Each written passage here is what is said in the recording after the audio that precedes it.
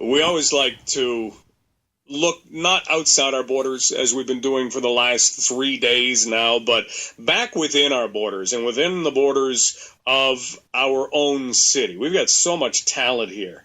And one of those very talented individuals is about to release a brand new album. Sarah Smith joins us on the phone. Sarah, how are things?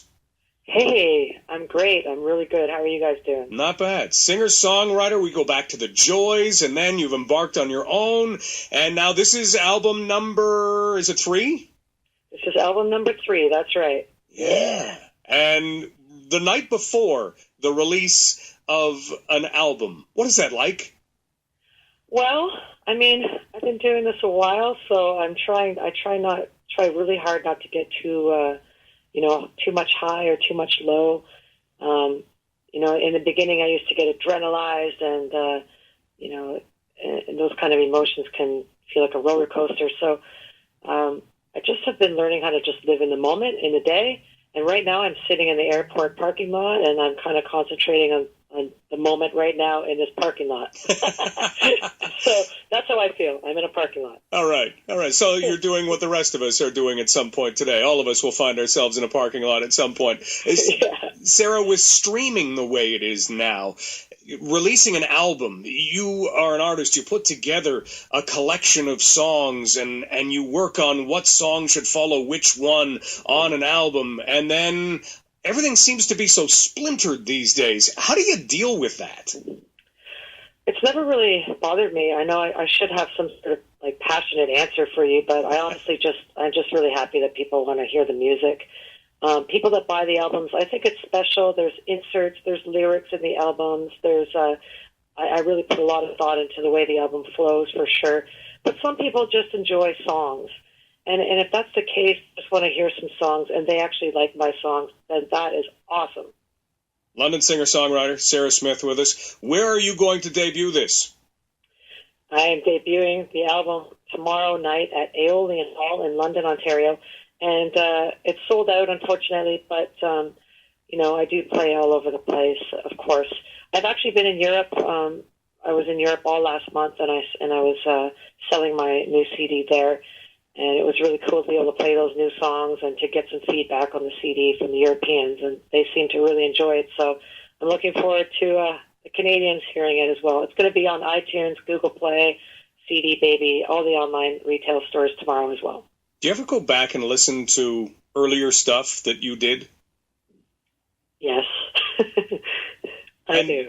And when you do that and you think about what it sounds like now, is it an easy thing to do? Is it an uncomfortable thing to do? I kind of, I've never really been much of a music listener. I'm more of a music creator. And so when I go back and I listen to the songs, I just remember where my headspace was in those moments and where the creative juices came from and what those songs meant to me at the time.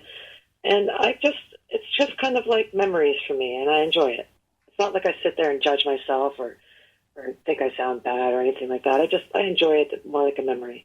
Sarah Smith with us, London singer-songwriter at the Aeolian Hall, and debuting her third album tomorrow night. Now, when it comes to putting together a collection of songs, are you allowed to have a favorite? I think so. I'm not one of those people that really has a favorite of anything, but if you're going to ask me what my favorite songs are on the album, there's a few. I'm a rocker, so the one rocker that really sticks out to me, it's called Runaway Stay, and it's an emotional song, but it's also got passion, and I use a really, passionate part of my voice in that song. And there's a song called Angels and Anchors, and I have released that song in the past, but this is more of an organic production of the song, including a cello by a local cello artist named Christine Newland. And, it just really touches my heart. That cello solo just makes me cry every time I hear it. And one more song at the very end of the album, there's a song called Already Here. And it's a song that really gives hope. It kind of sums up, my hopefulness for moving forward. And I'm actually doing a music video for that song on Monday. And I'm also going to be releasing that to the addiction services of Thames Valley. and we're doing a big concert next Thursday at Aeolian Hall. So if you can't come tomorrow, come next Thursday, Aeolian Hall, and we'll be putting on another concert there with my band. And that's something that you have really become involved with. You've become involved with Polly O'Byrne as well. Tell us a little bit about how that connection came about. Polly and I have both kind of been involved with the Thames Valley Addiction Services just because I think we've just had experience and we needed to turn somewhere to help, and those people have been there for us. So we kind of met through, one of our mutual friends, Edward Patero. He's a music video director, a film director, and he does all of our videos, and we met through him. And Polly and I were actually the ones that wrote the song Angels and Anchors. Polly came to me with his idea, and he was the one that came up with most of those lyrics and those beautiful, beautiful heart-touching feelings that came through that song. Was mostly all him. And Polly is one of my biggest heroes. He inspires me every day. When you look for inspiration, how do you know it when you see it?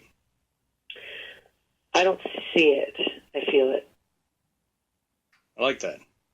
How do you know it when you feel it? I don't know. When it just feels right, when something just feels right, they call that like a, feeling, like a gut feeling. When something is inspiring to me, it just feels inspiring. It's just something that my body has learned how to, come across as inspiration. So I just feel like at peace, and I feel like maybe motivated to work towards something different in my life. It's something that makes me find more peace and more serenity or more happiness. When you play, do you find that feeling? When I play, it's all heart, no mind. And that is definitely my idea of peace, using my heart, shutting off my brain. That is a peaceful feeling. So, yes, I would say so. New album debuted tomorrow. Again, how do we look for it? You can find it online. Just Google Sarah Smith and put in the number 11 or Sarah Smith iTunes, sarahsmithmusic.com. Everything should have it on there. If not, there's always good old Facebook and Twitter. Sarah Smith Music on Facebook and Twitter would be awesome. Beautiful. Well, hopefully you see something in moments in that parking lot that inspires you. Keep on writing the amazing music that you are, and Sarah, all the best. Thanks so much for having me on the show, Mike. Take care. Bye. That is Sarah Smith. Little reprieve from Paul.